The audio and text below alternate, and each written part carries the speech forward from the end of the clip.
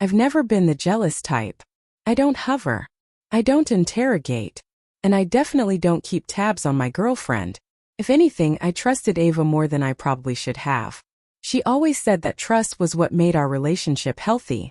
Funny how people preach the virtues they secretly don't believe in. It was a Friday night when everything changed.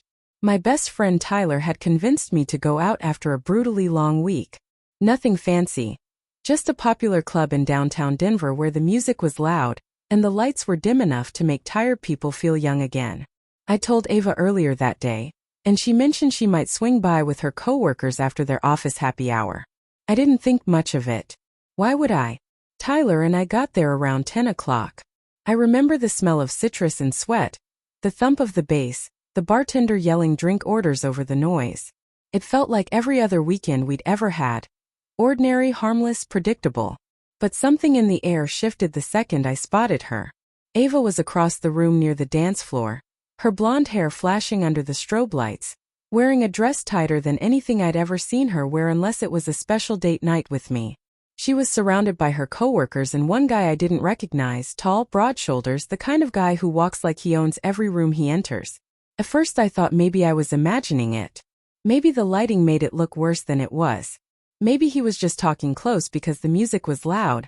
But then I saw it, clear, undeniable, completely sober. His hand slid across her lower back, fingers resting there like it was the most natural thing in the world. Ava didn't move away. She didn't flinch. She didn't shrug him off. No, she laughed. Not just any laugh. The laugh she used to save only for me. The head tilt, shoulder touch, eyes shining laugh that makes a man feel like he's the only person on earth. Except I wasn't the only one anymore. And in that moment I barely felt like I existed at all. Tyler saw my face before he saw the scene. Dude, you okay? I didn't answer. I couldn't. My chest felt tight, but not from jealousy. No, jealousy would have meant I still felt connected. This was something colder, quieter. The hollow ache you get when you finally see the truth with no filters left. The guy leaned in, whispered something in her ear. She didn't pull back. She didn't even look uncomfortable. She just touched his arm lightly, like it was the most normal thing in the world. Then it happened. He playfully tapped her hip. She giggled, actually giggled while looking straight at him. Not once did she glance around to see if I might be there. It wasn't the touch that destroyed me. It wasn't the flirting. It wasn't even the laugh. It was the way she acted like I wasn't real.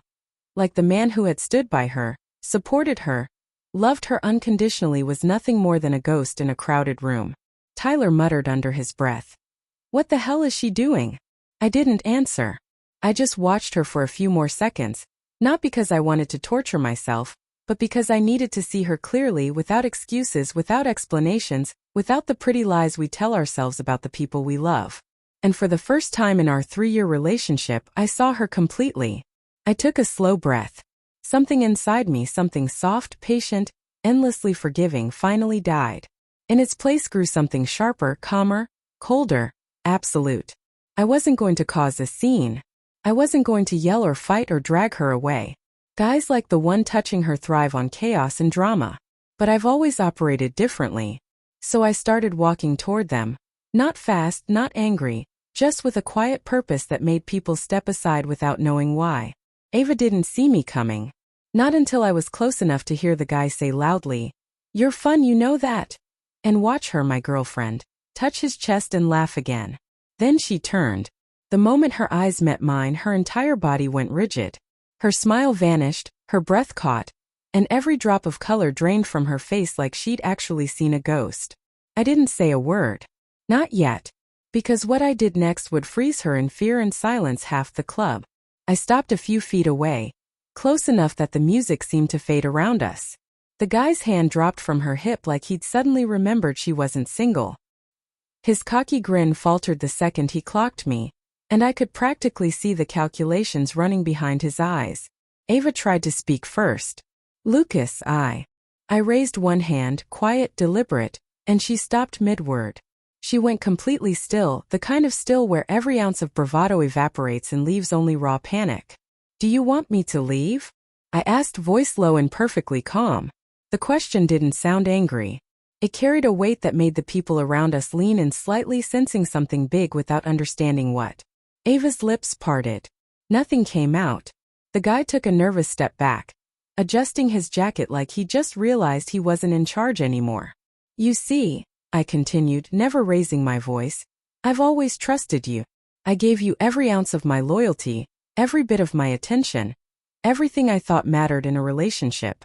And yet here you are laughing, flirting, letting another man touch you while pretending I don't exist. By now the crowd had started to notice.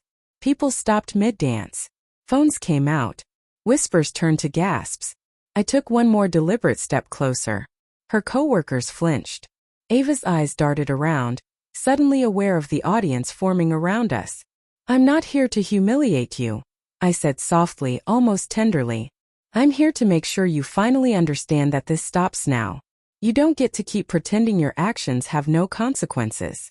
Not with me. Not ever again. The guy muttered something and backed away completely. I never took my eyes off her. That's when I saw it.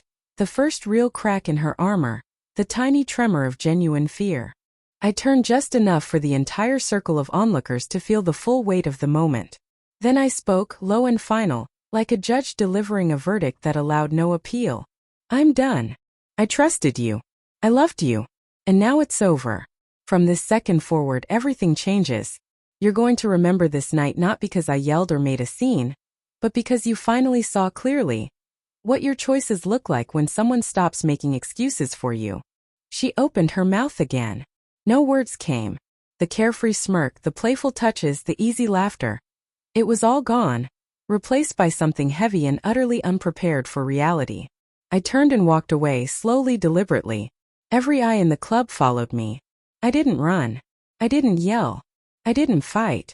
I simply removed myself from a situation where my presence had been erased, where my worth had been questioned, where my trust had been shattered.